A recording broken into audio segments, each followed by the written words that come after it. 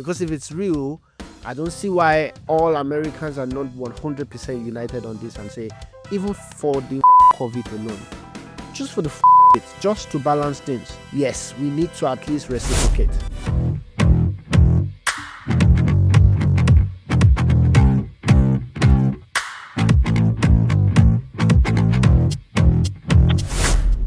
This realignment within the world is very interesting. And this is the other part that I'm thinking, is this good for the US? Because the US is participating in the world and managing to put themselves on top, right? We're the leader of the free world. We're the leader of the free world. Now, the US wants to do what China did in the past. They say, let's lock ourselves in. It's pro-US or nothing. Yeah, we don't care about the whole world. And now, a new world is forming, and it's looking like China is about to be the leader of the world. Where does that put US in the future? Yeah, that's like, yeah. So let's say it all works out. They create these jobs internally. Everything is fine. What happens? Is the US now going to come back and try to fight wars to take leadership again? Because that's what actually helped the World War II outcome, helped US to become this leader of the free world position. Right? So is that something that they will try to create again? To be once they are done, because that's what they did, Yeah. Once they are done building internally, creating all the jobs, and they feel like, oh, we have better self-sufficiency now, are they now going to try to interact with the world again, but by force? Or what will happen?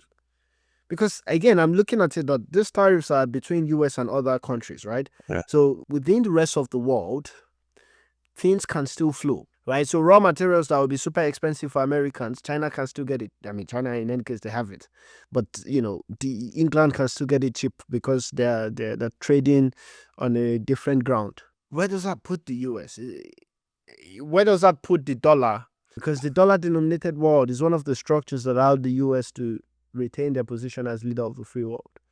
When countries decide that, okay, our trade is now happening less and less with the US because of tariffs or whatever it is, where does that put the US? I don't think they care. I feel like with Donald's administration, one thing that I feel like they are trying to do is they see clearly that there is a problem that needs fixing, especially the economy. That's why most of this whole situation, they are really focusing on the economy, and a lot of people are also angry about how they are going about it, which is another discussion, right? But then it's like, I think they are heading to a situation where if you don't fix it, something might still break. So caring about their position, the optics of like, how they want to still hold on to their world leadership, you have to be able to sustain it. You when they made themselves that such powerful country, they were in a position to be that country.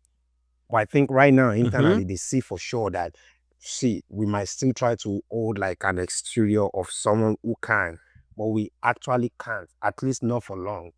So I think this is a battle of either or. You have to choose to either fix the country and lose this whole leader of the free nation ideology, not even an ideal position, or still trying to let the world feel like, oh, you are still that country. And that's why they are fighting back for the tariffs, right? Because they made all these negotiations or like this whole thing when they were capable of letting it slide. Like, you know what, 30%, no issues. But now they can't anymore. You get what I mean? That's actually because and we're going to come back to that one when we talk about fairness, right?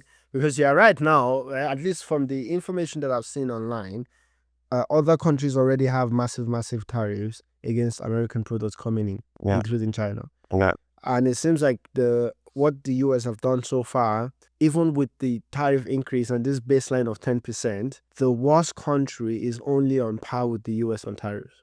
There's actually, at least from what I saw on BBC, I looked at the entire list and there's no country where the tariffs coming from America, the tariffs on the imports into America is higher than the tariffs of American imports into the country. Yeah.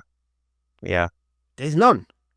So if that's the way the world engages with the US, why should they accept that? When they talk about fairness, is it fair to the US or to the rest of the world? I brought it up now because you're seeing something very interesting, that maybe America used to be in a position where they didn't mind, but now it matters to them. Yeah.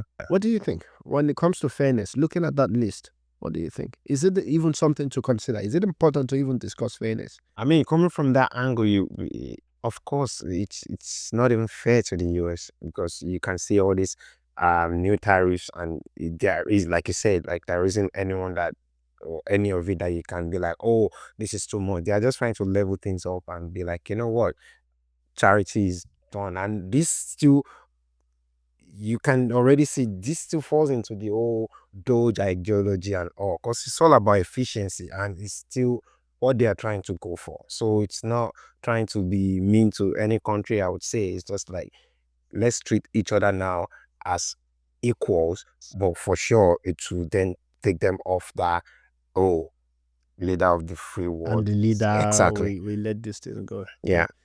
Yeah, that makes sense. And just as a disclaimer, of course, I'm only going off of data that I found on the internet. This uh, tariff between the country and what the US have, it's a list that's on BBC. I think we'll put a video just scrolling through it somewhere here. I was looking at it and I was at first thinking, nah, they must have calculated this wrongly. Maybe they took the product with the highest tariff on it. It can't be that these countries have this type of tariffs I don't think he against the was wrong, US right? products for all products. Like, I'm still in my head thinking, nah, cannot be real.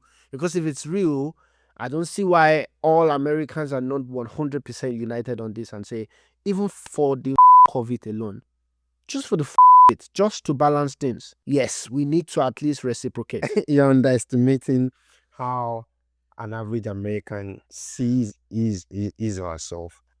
I think it's strongly part of the ideology of an American person to still feel and carry themselves as a citizen of the free of the like the leader of the free nation, if that makes sense. It's like, I'm the product of, we are the people occupying the country that is considered the leader of the free nation. And they also want to, they want to really, I mean, I've some of my friends, like, you see what they post online, it's like they really care about the image of the world towards them. They want to have this idea of somewhat also maybe savior complex. So like removing all these sort of things, then it makes them feel like a terrible human being. Which, I mean, if you are in the government and you see how bad things are, you would, yeah, maybe think otherwise. Because I feel like they've been in this luxurious position. And that's why all these tariffs, I feel like they existed to even start with. But now reality checks are like in, and you have to sort of adjust to the situation, and people don't know how to act.